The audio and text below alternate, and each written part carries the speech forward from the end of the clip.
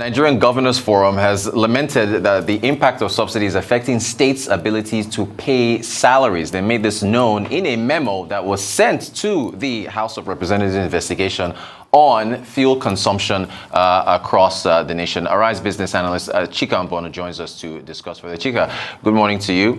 Again, we... More than 2 years ago, they said that we cannot sustain the subsidy thing, that we're going to go broke.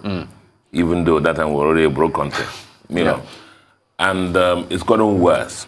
Now, I sympathize with the House of Reps Committee chairman. But be that it may, just like I said in this program, our problem is not reports or investigations or whatever, because the governors from the NGF actually did an exhaustive work on this fuel thing. Now, let me summarize it for you as far as I can remember. And they sent a representation to this House of Rep committee. And they they referred the House of Rep people to the report they submitted in November 2021. Now, it says that only about 1/3 of the states of Nigeria consume 65% of the PMS in Nigeria. And one thing that's, very common among those states is they have affinity, or they're very close to the border. Okay? With other countries. Where the price of PMS is 3 times the price in Nigeria.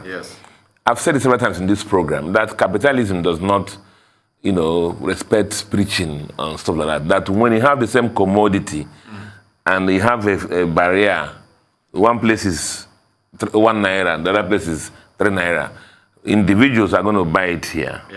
I sure do know that if I had the opportunity, I'll move from here and cross the border. And that is what is happening. So that report said that 1/3 of the country is consuming 65% of the PMS. And those states have borders, share borders with the other countries outside Nigeria, where the fuel goes about 3 times the price. Of course, you know what the issue is. I've said in this program that the smuggling consumes more than half of the fuel that PMS are put into Nigeria.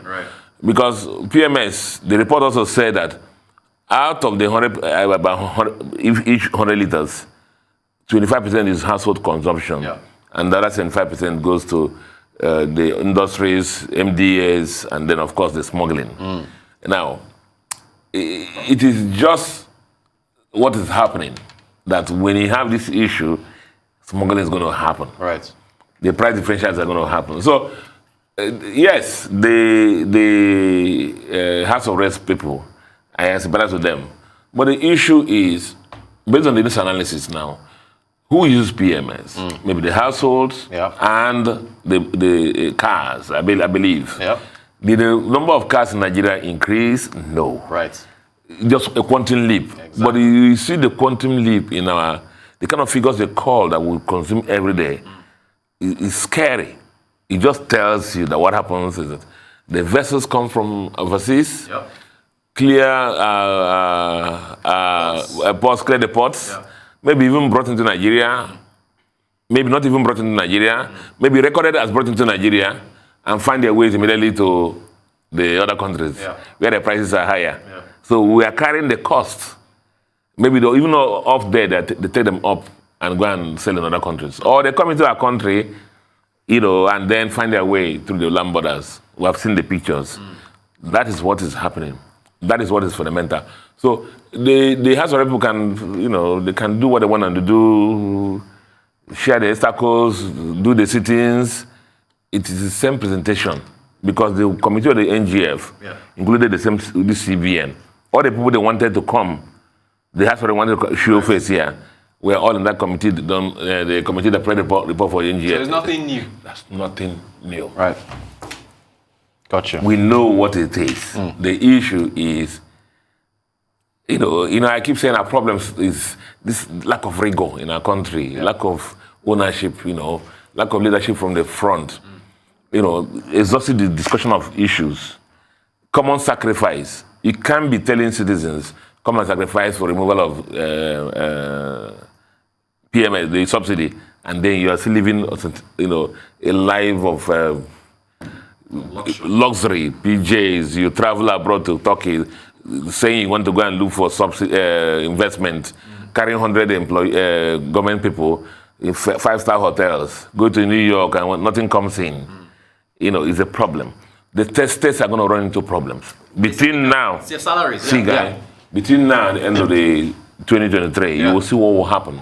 We did it already in this program. A lot of states are owing salaries. Especially second-term governors who are not going to seek re-election. They're owing salaries, they're owing pensions, because they don't need anybody to please anybody again. So there's no rush to go and just, it is those who are going for re-election that go and scamper around and just say, announce we have paid pension arrears. Meanwhile, their own allowances, they're collecting it online real time. Right.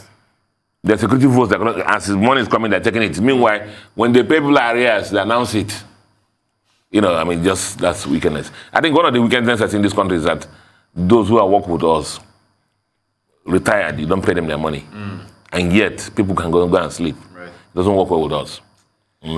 Chika, before we go, I just want to get, there's a headline on this day from last year, that 385, that the fuel thing. If you go back, go ahead. That's it. Governor's okay, food. I saw it. Yeah. I mean, really quick, just quick thoughts. What should we be paying for? But see, guy. Yeah. The Minister for Finance, everybody said the subsidy was going to end by June this year. Yes. So are you surprised by this headline? If you go through the reports, newspaper reports, you see several times this has been said, even from everybody. It will go. Good luck, tried it now. And just for our viewers, this is May of 2021. 2021. So this is last year. We just picked this out one year ago. Yeah. 1 year ago. Yeah. 1 year ago. I mean, but look at where we are now. Exactly. This year budget was predicated on a subsidy up to half year, and then things changed. And when the things changed, our president just denied everybody, and I left with their hands full of the problem. That's where we are. Yeah. But again, 2023 challenge. We want to put all the candidates. Let them come and tell us what they're going to do to make sure this happens. We're looking for the leader that will walk his talk. Yeah. Understand the fundamentals, give us his plan. The refineries have been done. Nobody gives an update on what's happening and how is the progress of the work, and so on and so forth. So everybody's Dangote refinery. The savior. The savior. Arise business analyst Chika Mbonu. He's our savior. He analyzes everything for us. Chika, thank you so much for joining us. Appreciate your time. Thank you.